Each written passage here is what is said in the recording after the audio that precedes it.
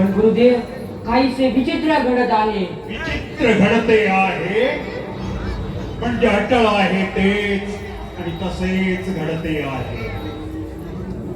पण गुरुदेव युगायुगांच्या समाधीतून हा नगाधिराज डोळे किलकिले करून काय न्याळीत आहे.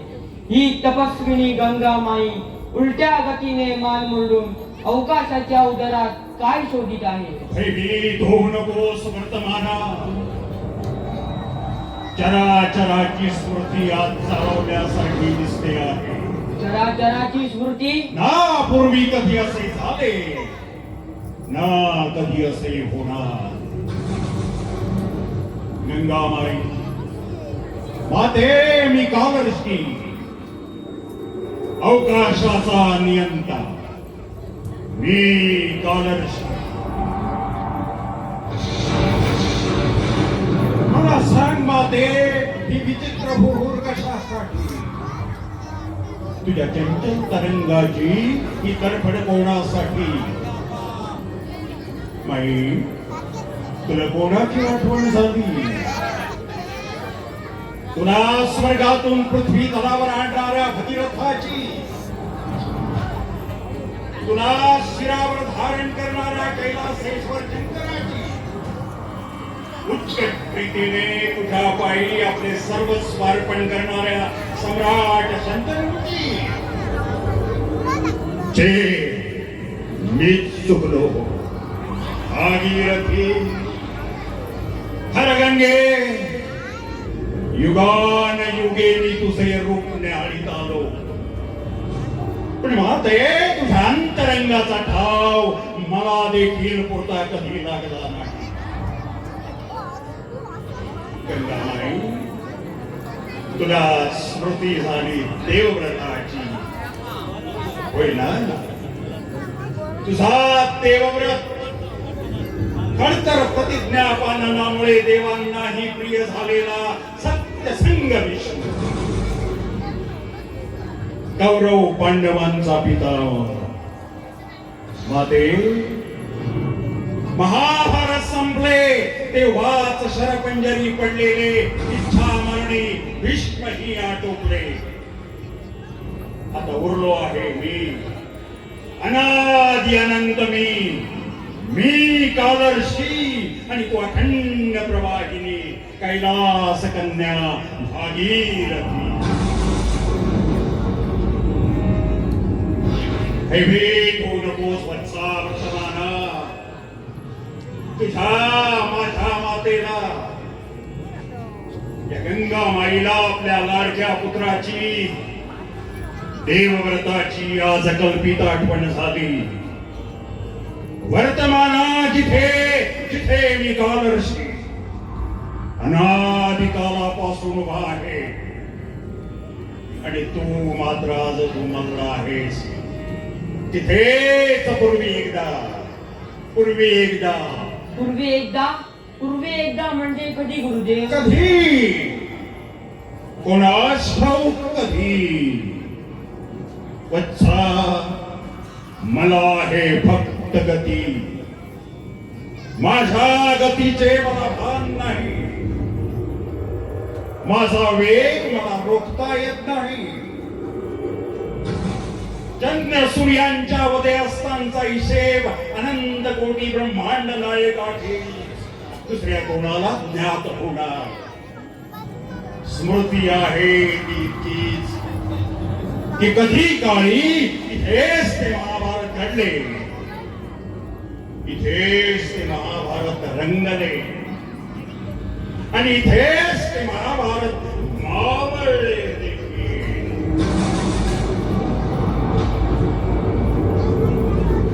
इथेच महर्षी व्यासांचा जन्म झाला. व्यास कृष्णद्वैपायन व्यास. पराशर पुत्र व्यास. सत्यवती पुत्र व्यास. सत्यवती मत्स्यगंधा.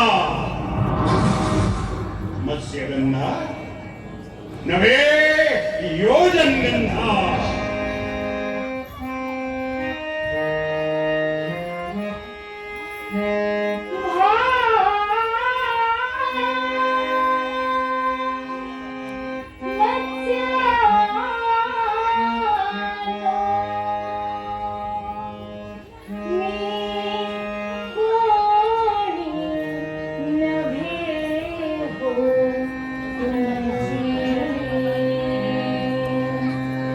जयात तुमचे जिणे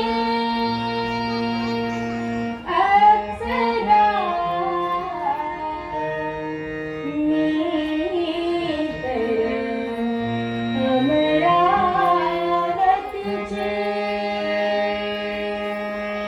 अप्सरा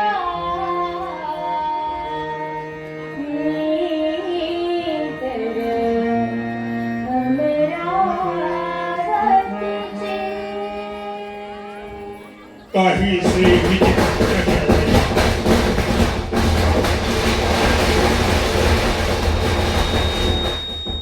काहीसे विचित्र घडते आहे. एकदा घडले घडून अवकाशाच्या उदरात तळाशी गेले ते पुन्हा एकदा गंगामाई माते केवळ तुझ्या इच्छे खातर पुन्हा एकदा प्रारंभापासून जणू नव्याने प्रथमच आणि इथे या कैलास गंगेच्या तीरावर. पण गुरुदेव या नौकेतून हे स्वर्गीय गीत गात कोण वर येत आहे? हीच ती धीवर कन्या सत्यवती मत्स्यगंधा महाभारताची जननी. वर्तमानात आता आपण इथे थांबून चालणार नाही. जे दृष्टीला पडेल त्यात केवळ आपण साक्षी आहोत. हर गंगे भागीरथी तुझी लीला अतर्क्य आहे, अतर्क्य आहे, अतर्क्य आहे, अतर्क्य आहे.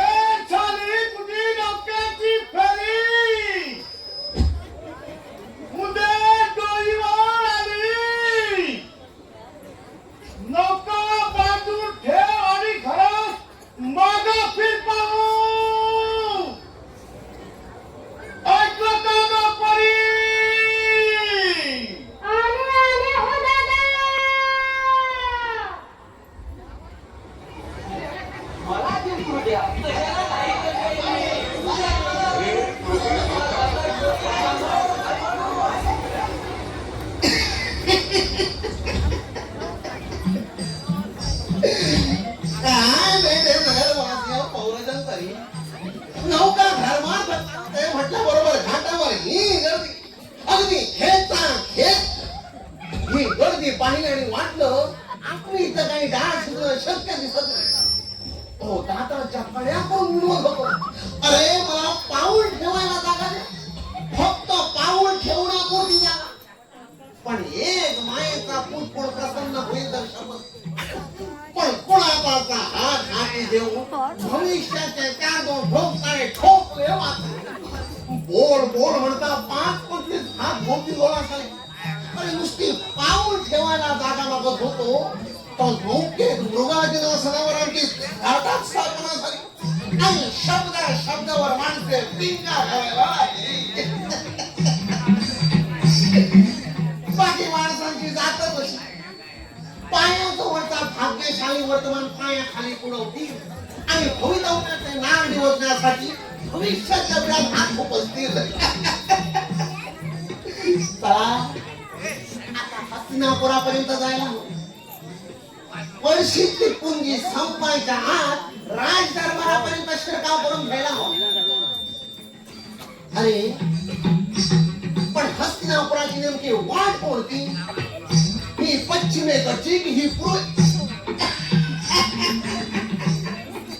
नमस्ते महाशय.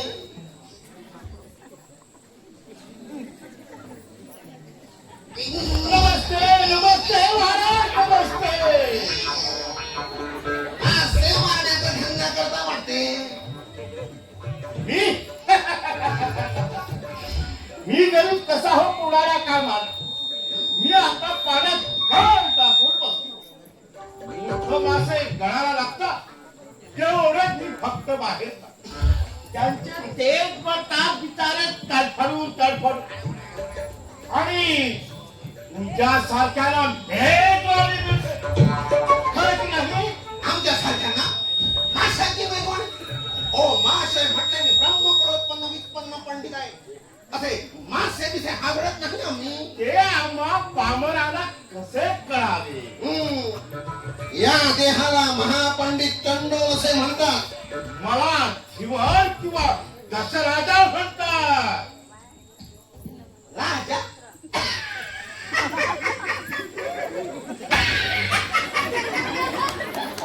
अरे तुला राजा म्हणतात.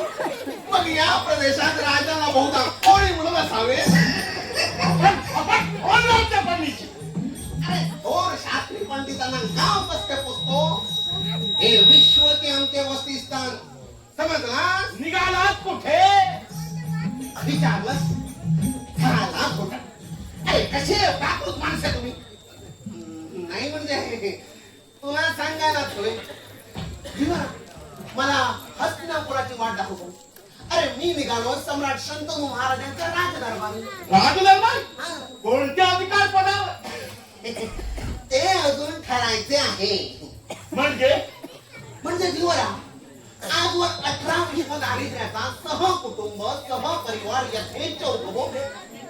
शेवटी कुटुंब म्हणाले अहो बसलात का राजदरबारी जा आणि नशिबाची परीक्षा तरी बघा. म्हटल्या जा तर चला. आपले काय इथे बसलो ते तिथे प्रस्थान टाकले. पंडितजी आपला व्यवसाय कोणता? तसं म्हणशील तर धिवरा तुझा आणि माझा व्यवसाय एकच. म्हणजे गळ टाकून बसणे. फरक इतका की तू मासे पकडतोस मी माणसे पकडतो. म्हणजे धिवरा मी पौरजनांच्या भविष्यात डोकावतो आणि दिसेल तेवढे बघतो. पण माणसांचं रुतेल ना तेवढेच सांगतो. आपण ज्योतिषी आहात? हो तू का? सांगाव पंडितजी सांगा. भविष्य सांगाव सांगा. झाला घोटाळा. छे, छे, छे. शहाण्या पंडिताने हस्त सामुद्रिकाचा फंदात पडू नये म्हणून आमचे कैलासवासी तीर्थरूप सांगत ते काही खोटे ना. भिवरा, आज आहे मी जरा गडबड. नंतर कधीतरी चौडीनं तुझा हात पाहून सांगेल बरं. मला पंडितजी मी आज देखील गडबडीत नाही. सवड झाली की तुम्हाला हस्तिनापुराची वाट जरूर दाखवेन बरं का. दिवरा तुला 14 बाकी मात्र छान राहता येत दूर दूर भाषा कोई लगे हो तुमचे. दूर दूर भाषा कोई लगे हो तुमचे.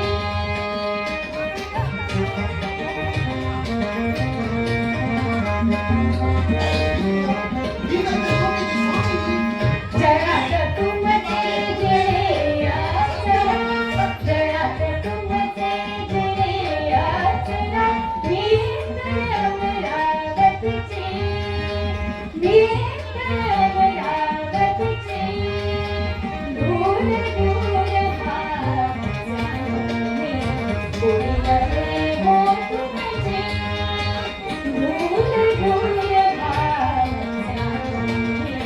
नवे हो तुमचे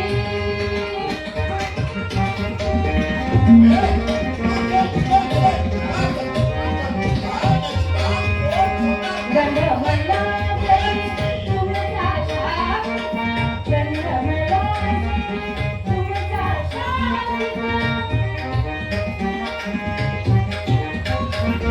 गंध मला तुमचा शाप गंध मला तुमचा शाप रूप दिवस देव श्रेष्ठ रूप दिवस देव श्रेष्ठ इंद्रिय पारी लोक इंद्रिय पारी लोक तुमची माझी बरोबरीका तुमची माझी बरोबरीका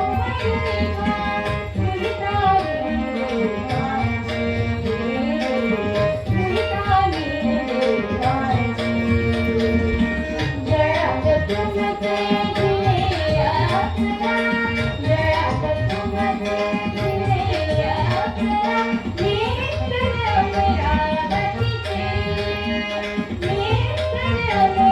अमरावतीचे दूर दूर भावचे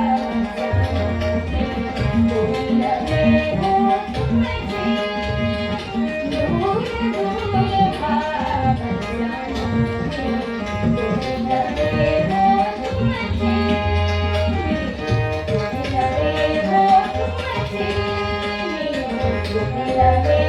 तुमचे शेवटी सत्य इतका गर्व इतका काटा बरा नव्हे कोणी रागावले दादा रागावले हे हो काय दादा तुझा आला तुमची गंमत केली तर इतकं रागवायला हो काय झालं पंडितजी या खटाळपणचं भविष्य सांगा आणि अगं बाई हे भविष्य बघता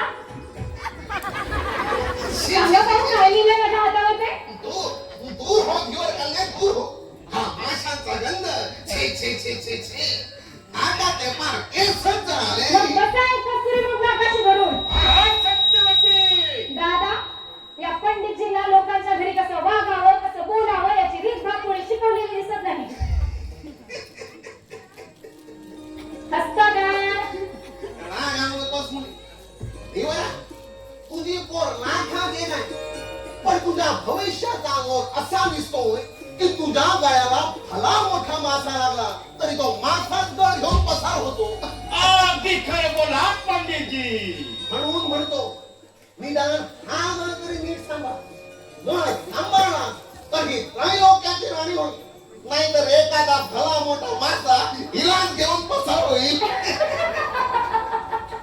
मला मोठा मासा घेऊन मला कसा होईल मग दादा म्हणतील बरं झालं सुटलं या मुलीच्या ओझ्यातून नाहीतर का यासारखी सोन्याची दगड म्हणजे बापाच्या जीवाची जन्मभर बनवण इतकी काही माझ्या लग्नाची तुम्हाला काळजी लागायला नको माझा नवरा मीच मिळवेन आणि तेच वेळी नवरे का माशासारखे नदीत गळायला लागतात गरज कशाला हवं मी देखील या गंगा तीरावर मुलीसारखी तपश्चर्या केली मग मिळेल तिच्यासारखा एखादा बम बम भोलेनाथ राजापेक्षा एखाद्या ऋषीत चांगल्या नाही का तो वसिष्ठ ती अरुंधती आणि चुकून पडले एखाद्या विश्वामित्राशी गाढ म्हणजे छे छे छे छे छे छे छे छे तसलं काही चालणार नाही कोणा भ्रांगाच्या गळ्यात अडकवण्यासाठी या जीवाला कसला खाऊन वाढवला नाही तो होणार राजाचीच राणी तथास्तु धीवरा तथास्तु आता मला हस्तिनापुराची वाट दाखव पाहू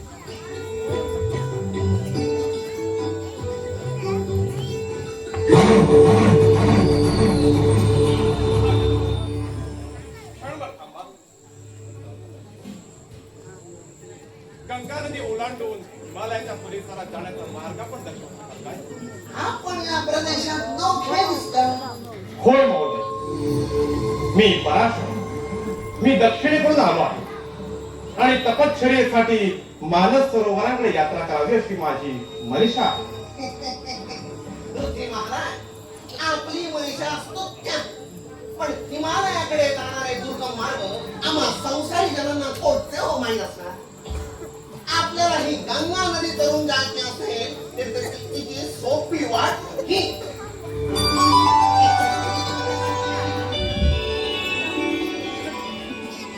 महोदय, ही कोण? ही जीवन कन्या सत्य होती. गंगेच्या पात्रावर ही धर्मार्थ नौका चालवते. ही धीवर कन्या? ही महोदय, ही तर नंदन वनातून गंगा तीरावर जलक्रीडा करण्यासाठी उतरलेली कोणीतरी जलदेवता असते. ही धीवर कन्या, जी वराच्या कुटीत असली रत्नमाणके झिरकावण्यात का ब्रह्मदेव अरसिक झालाय काय? तिच्या लावण्याला राज वैभवाचेच कोंदण फुलून दिसेल. छे, पण मीच चुकलो. अहो, ही लावण्य होती या गंगा तीरावरल्या तपोवनात संसारावी या नववंती का? की कोणी स्वर्गस्थ देवतांनी गंगा माईची पूजा करण्यासाठी तिच्या पायावर हे नंदन वनातले नीलकमळ पण केल्या.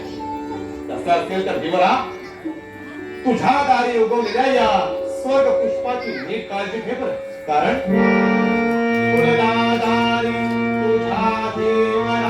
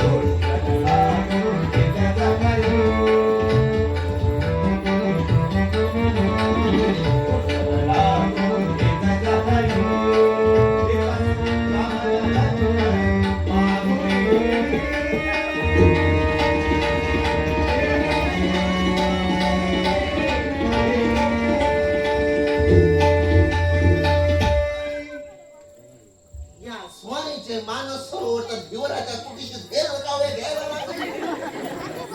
ऋषी महाराज, आपल्याला ही गंगा नदी तरून जायची आहे की या गंगा तीरापाशी यात्रा उरकायची आहे?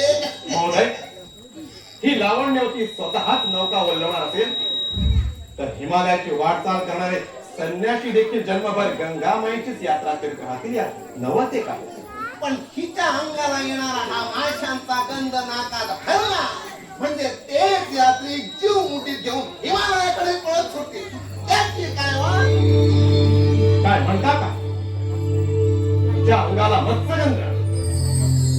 हा येणारा मत्स्यगंध म्हणजे एकूण आपल्याला नाक आहेच. मला वाटले की ते ही दक्षिणेकडे ठेवून आपण यात्रेसाठी निघाला की काय? अरे रे, तर मग खचितच कोणी शापित देवतांनी असावे. महाराज, सतत काळापासून माझी बोट थकून आता परत आली. आज काय ती पुन्हा नौका वल्लवणार का? पण देवारा, आज नाही तर कधीच नाही असा माझ्या आयुष्यातील हा दुर्मिळ योग आहे. आज मला गंगा पार झालेच पाहिजे. तर मग महाराज, आपण आपली दुसरी व्यवस्था पाहाल. थांबा दादा, ऋषीवर्यांना सांगा की सत्यवतीची एक अट त्यांनी मानली तर नौका आज पुन्हा पाण्यात लोटण्यास ती सिद्ध आहे. देवारा, तुझ्या कन्येला सांग, तिनं घातलेली कोणती अट माझ्या तपश्चर्येच्या आड येणार नसेल तर ती पराशराला मान्य आहे. दादा, त्यांना सांगा की सत्पुरुषाचा सहवास लाभावा अशी सत्यवतीची फार दिवसांची मनीषा आहे. म्हणून नदी पार झाल्यावर देखील ऋषीवर्यांनी सत्यवतीच्या संमतीशिवाय या गंगेचा परिसर ओलांडता कामा नये. इतकंच ना? अहो, ही गोड अट कोणता तपस्वी मान्य करणार नाही. हा समजा काही मला सरळ दिसत नाही. बहुतेक ही नौका गंगाच्या पात्रावर रुटणार असा रंग दिसतोय. दिवरा अखेर त्याच्या प्रार्थना केली नाही कोणाला कुत्ता नाही थोडी मला आपली हस्तिनापुराची वाट दाखवू.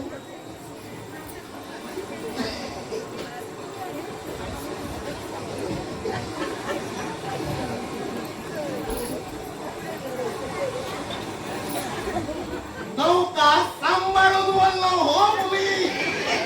त्याची चिंता आपल्याला नको बरं का पंडितजी. नौका कशी वल्लावी हे सत्यवती पूर्णपणे जाणते.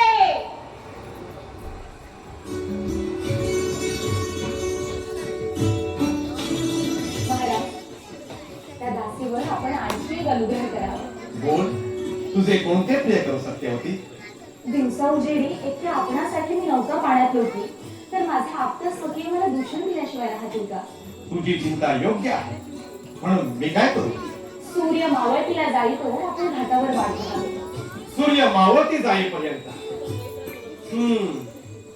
का महाराज, त्या दासीवर रागवला? नव्हे काही. भगवान सूर्य नारायणास किती घटका माझा अंत बघणार आहे याचा हिशेब करीत होतो मनाशी. इतकी का आपल्याला हिमालयाची ओढ लागली आहे? सत्यवती, या गंगेच्या पाण्याला फार ओढ आहे. काहीतरीच बोलायचं. काहीतरीच नव्हे, माझ्या चित्तवृत्ती चंचल झाल्या आहे. काहीतरी अघटित घडणार आहे का? सत्यवती, या गंगा माईचं पात्र किती विशाल आहे नाही?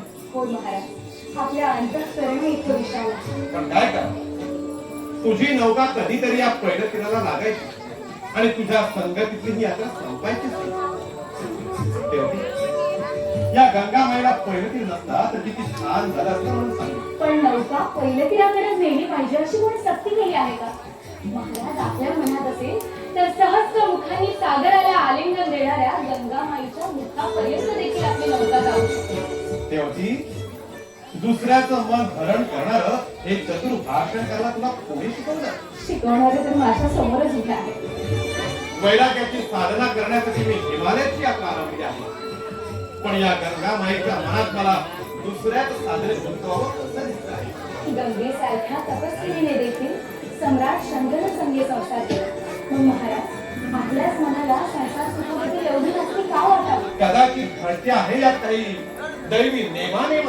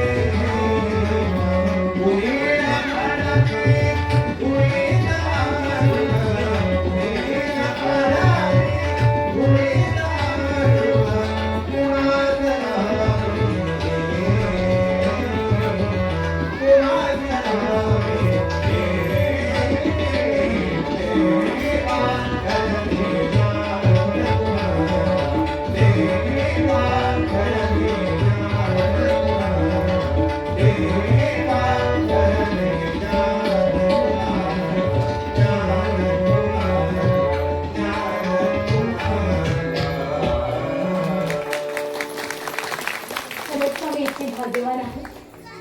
भाग्य तुझं नाही, भाग्य आहे या पराशराचं. सत्यवती, या निष्कांचन तपस्यापाशी तुझ्या पायी अर्पण करण्यासारखे मौल्यवान रत्न कोणते असणार? महाराज, आपले हृदय, आपले मन, त्या हृदयाच्या आणि मनाची तर तू कधीच स्वामीने झाले आहेस. हे स्वामित्व चिरकाळ लाभो असा या दासीला वर द्या. हिमालयाची साथ पराशराला ओढून देत नाही तोपर्यंत हा पराशर तुझाच अंकित आहे. माझ्या प्रणय पाशातून आपल्याला हिरावून न्यायला हिमालयाला देखील हिंमत होणार नाही. खरंच, माझ्या भाग्याचा आज देवांनाही हेवा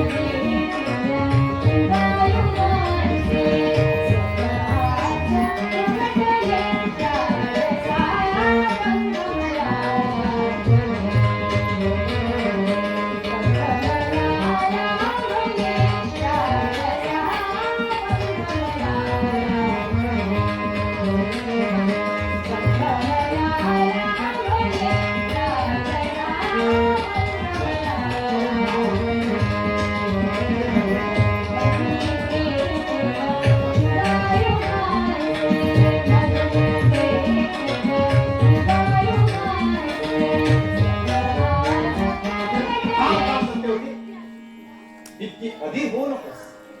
मी कोण, कोटचा काय, तुला अद्याप काही ठाऊक नाही. ज्या एका अनामिकाला तू आपले सर्वस्व देत आहेस त्याच्याकडून तुला काय लाभणार याचा कधी विचार तरी केला आहेस का? महाराज, मला काय लाभले आहे म्हणून सांगू. मला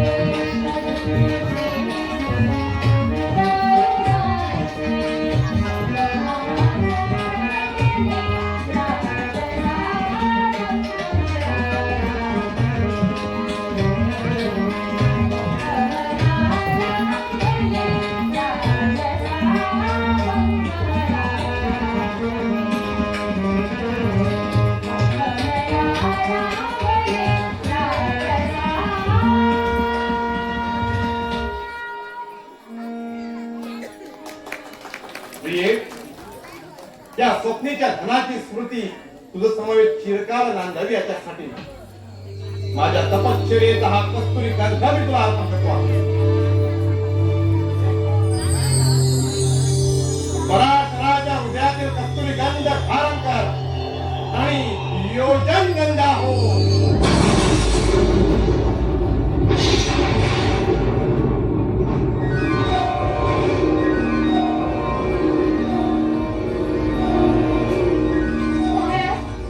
महाराज, ह्या जीव घेण्या कस्तुरी गंधाने तर माझे पंच प्राण व्याकुळ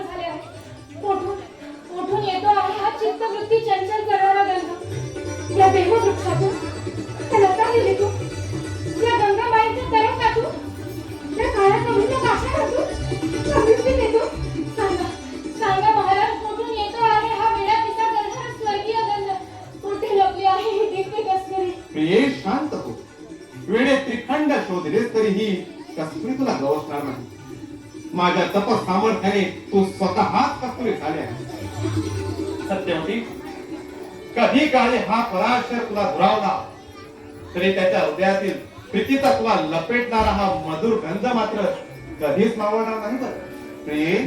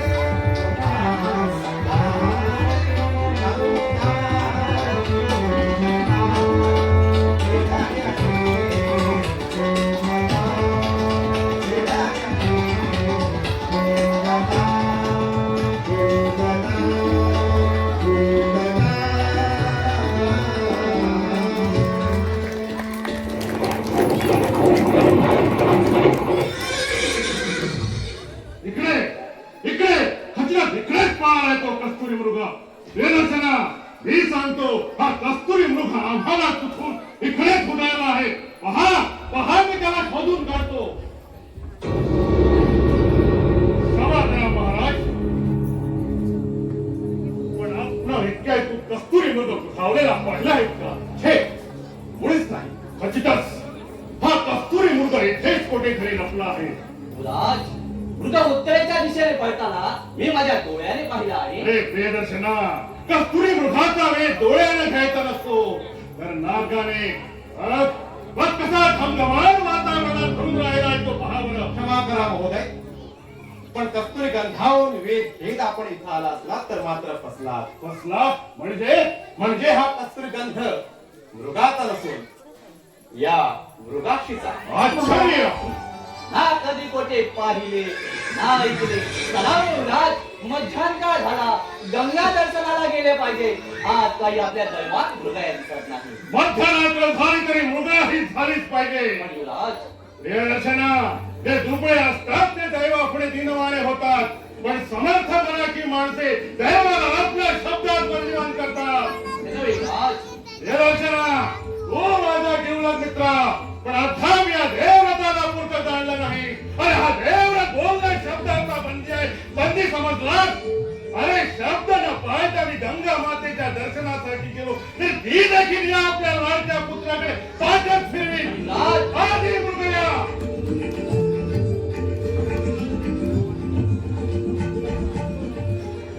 हा गंगापुत्र युवराज देवव्रत काय?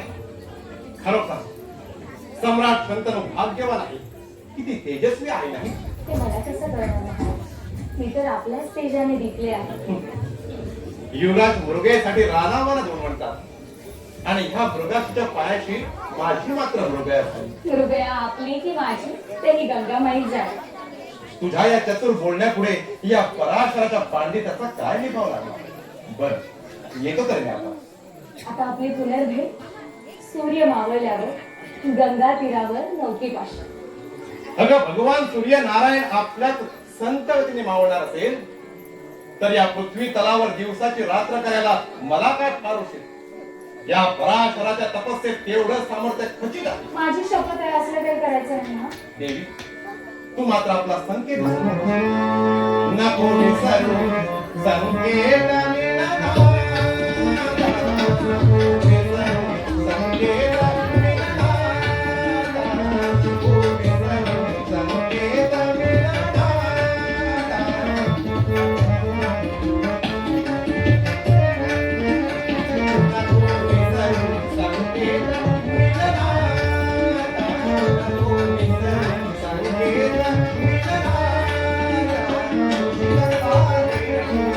Thank you.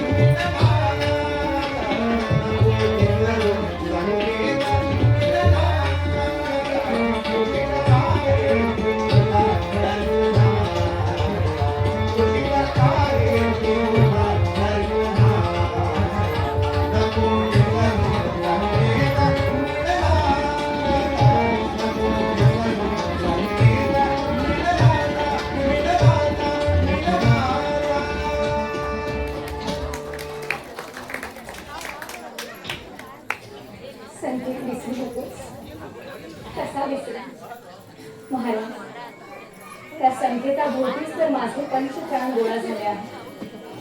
आपणासारखा थोर साधकाला ते प्रपंचात पाडले याबद्दल मला मात्र क्षमा करायची ना.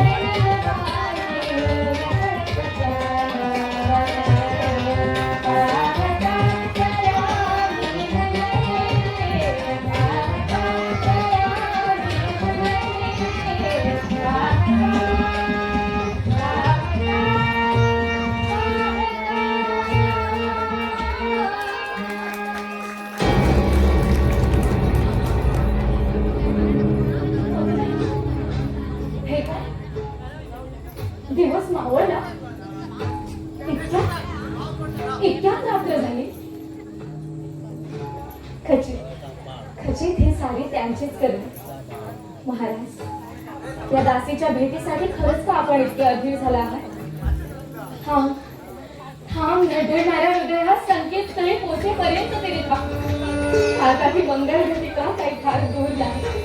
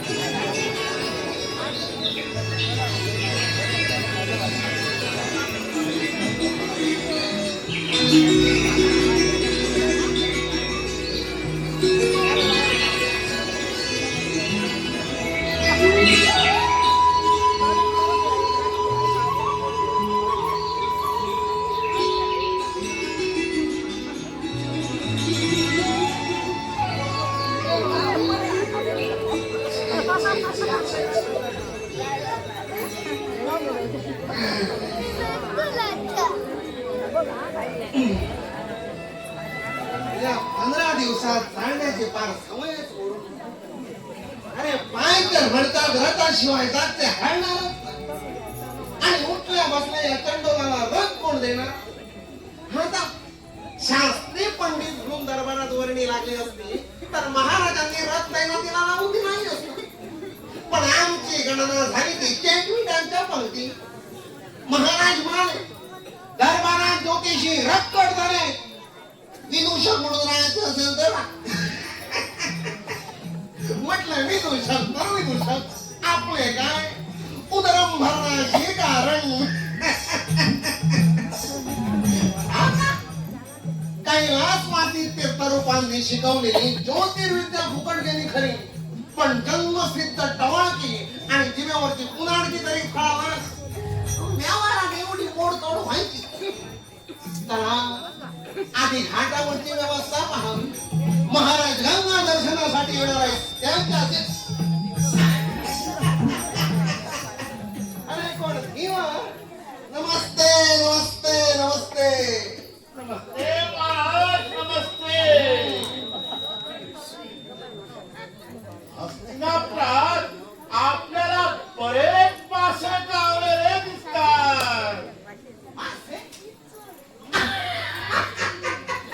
अरे तो धंदा मी आता सोडला.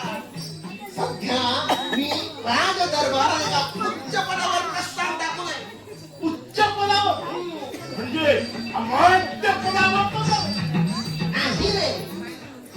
सम्राटांच्या प्रकृतीला आराम देण्याच्या कामगिरीवर आमची नेमणूक झाली. असं म्हणजे राजवंश म्हणून छे रे बुवा. आता तुझ्यासारख्या प्राकृत पुरुषाला कसे समजवायचे. पंडितजी जाऊ दिशक म्हणून तुम्ही राज दरबार आपले बसतात विदूषक आहे हा. विदूषक पण विदूषक म्हणजे अगदी असा तसा कोणी समजू नकोस. मी काही समजत नाही. पंडितजी आज भल्या सकाळी आपण इकडे छुपलात. काय करणार सम्राटांना आली गंगा दर्शना केलं आणि त्याची सगळी व्यवस्था माझ्या टाळत्यावर. आज गंगाबाई म्हणजे आमची राणी. कधीतरी सम्राटाला गंगाबाईच्या दर्शनाला यावंसं वाटलं. महाराजांचा हात होता गंगाबाई. हेच दुखते म्हणतो. माणसाने घेऊन ठेवा पण बेताने ठेवावा. हातचे राखून ठेवावा. पण हे काय मारे 18 वर्षे कडकडीत व्रतस्थ राहून झाले. पण मी म्हणतो उपयोग काय. गेलेली गंगा पुन्हा दारी उगवणार आहे थोडी. आता बसले आहे सुस्कारे सोडी. अहोरात्र कष्ट कष्ट कष्ट असं कष्ट आणि त्याचबरोबर सेवकांनाही कष्ट. आपल्याला कष्ट पडता चालली वाटत. खरं सांगतो रे या राजाला गुंतवून ठेवायला कोणी राणी अडवून देईल तर अमात्यापासून द्वार रक्षकापर्यंत सगळे सेवक दुवा देतील त्या. पंडितजी आपलं का भेट आहे हा द्वार. अरे महाराजांचं मन मुठीत ठेवी नशील लावण्यला ती का मिळायला नको. ओ निवरा तुझा गळ्यात साबूत दिसतोय. तिला विचारायला हवं काय करायची. या पंडितजींना कोणता मासा पकडायचा आहे. ते त्याच्या प्राक्तनावर आहे. पण मुली तुझ्या अंगाला तर कस्तुरीचा घमघमाट सुटलेला आहे. पुन्हा सिद्ध पुरुषाची कृपा झाली की काय. पंडितजी हा पराशर सीता सत्यवतीवर अनुग्रह झाला. पंडितजी नुसताच अनुग्रह असला म्हणजे ठीक. गंध मोठा उन्मादकारी आहे पण कस्तुरी प्राणी मृगया घडते म्हणून म्हटले. बाकी प्राक्तता दिसली आहे ते कुणाला चुकणार नाही थोडी. महाराज याच वाटेने गंगा दर्शनासाठी जाणार आहे. सांबा बरे.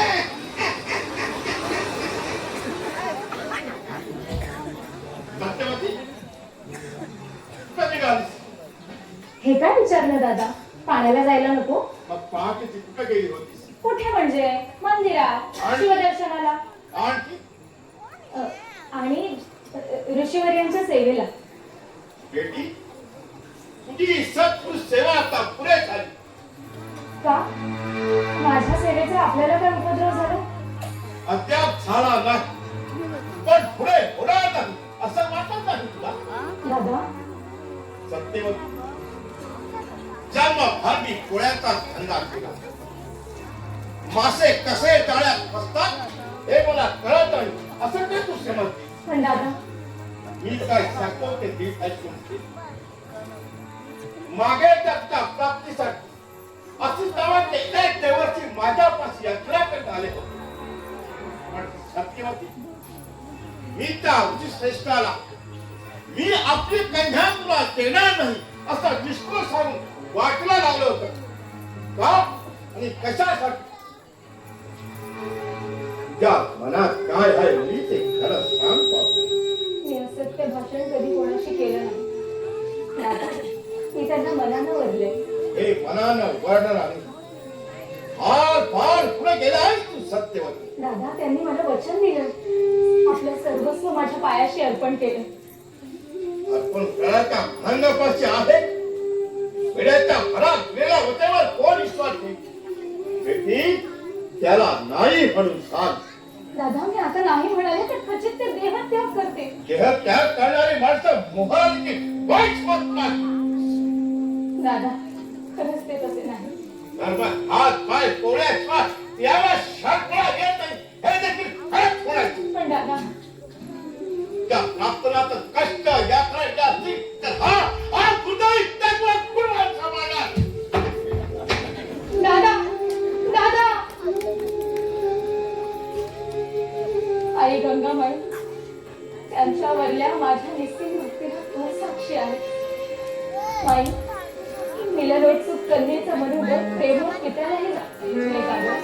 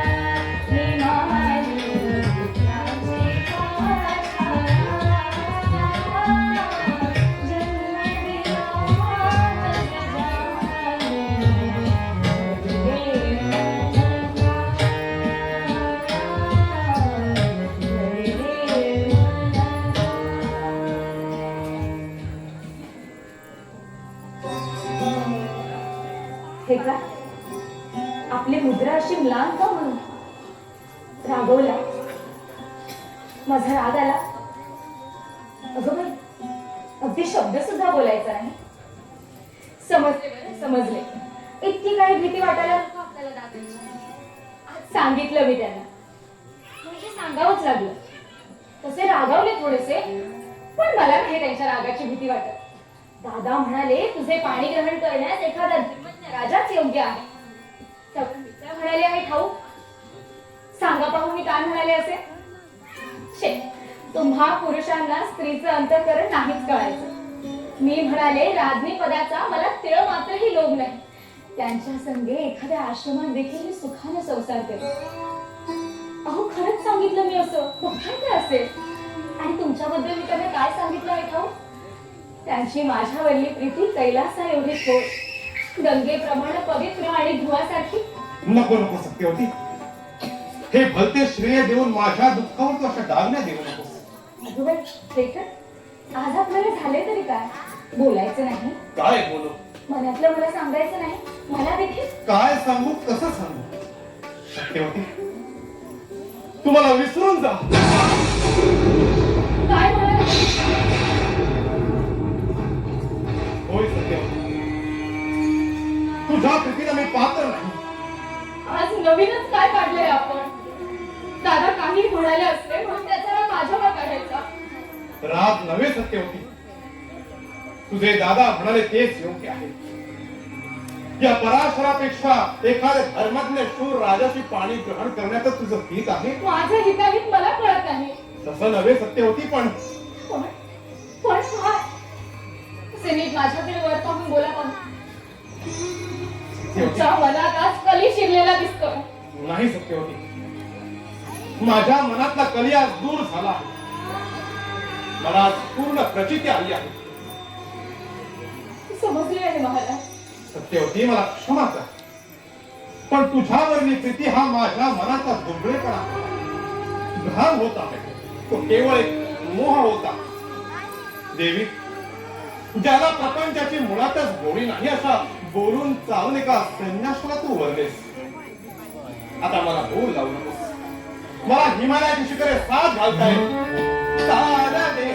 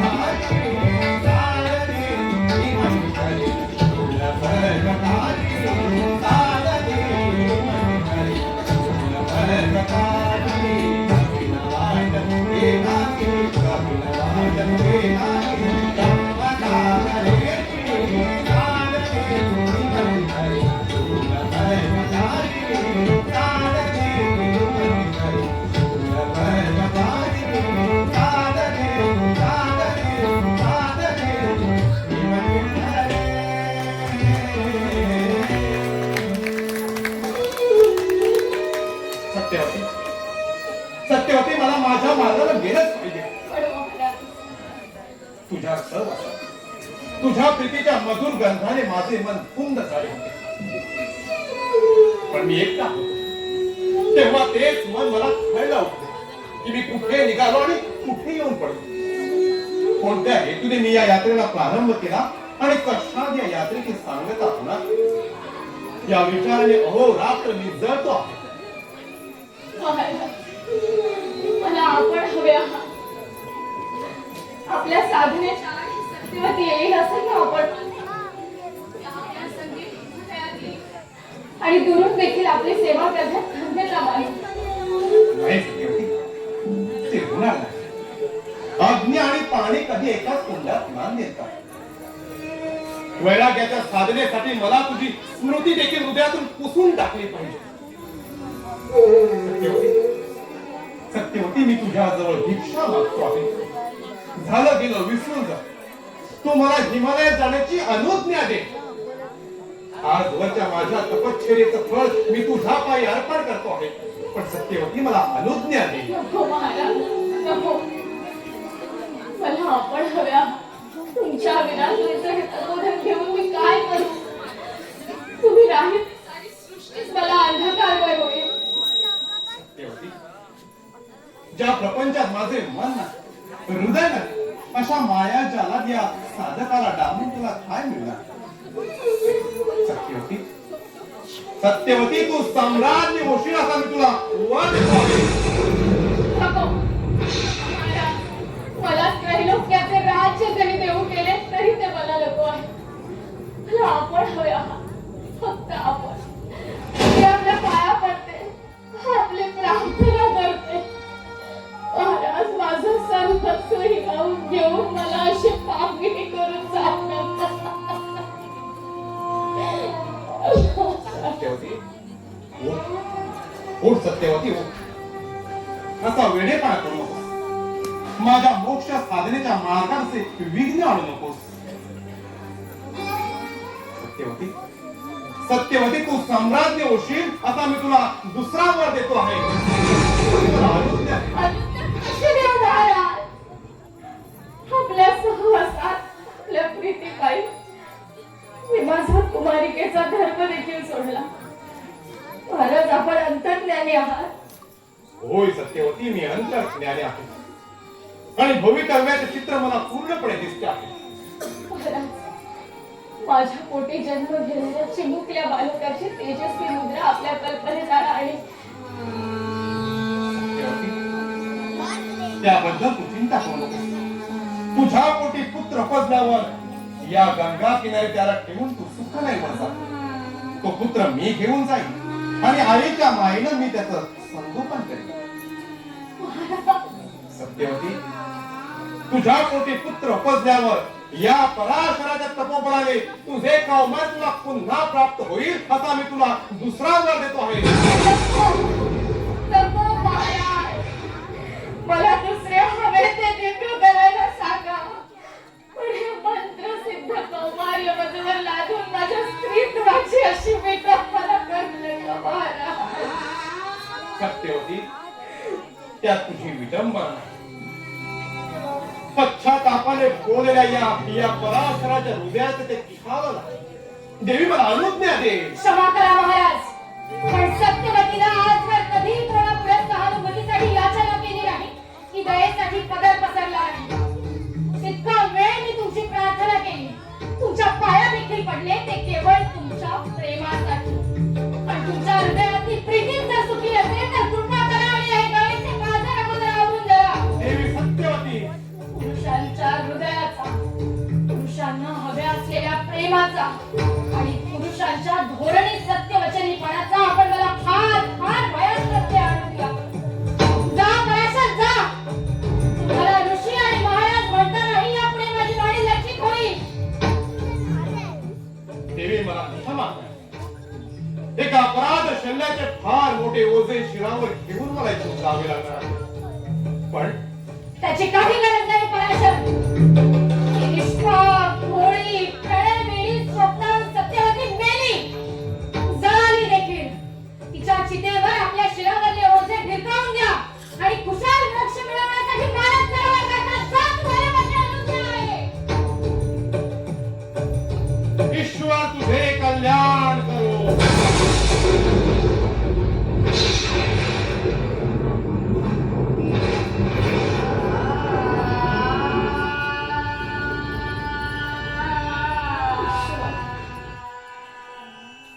त्या जगात ईश्वर आहे.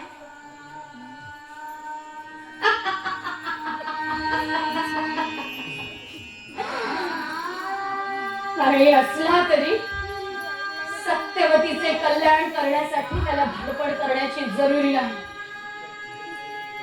माझी मी समर्थ आहे. आई गंगाबाई, स्वप्नातही मी कधी कोणाच्या भाग्याचा हेवा केला नाही. मग माझ्याच वाट्याला ही शिक्षा काय आहे?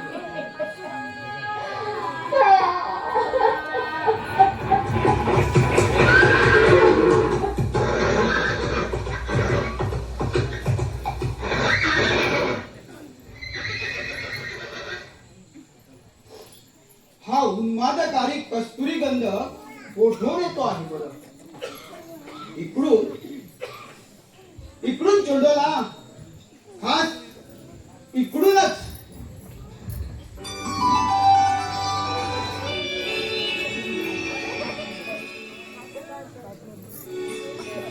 अरे ही कोण?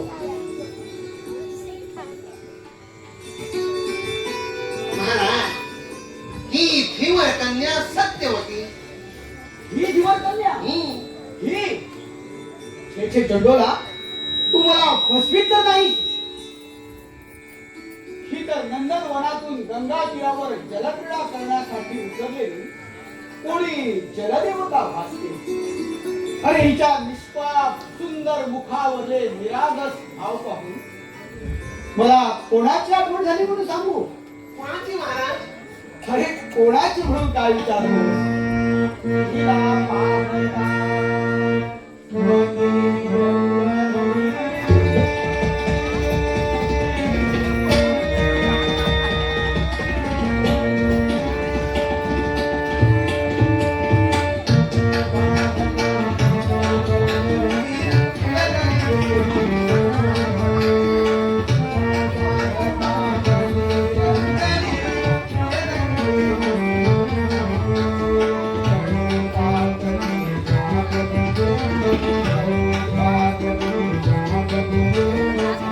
Thank you.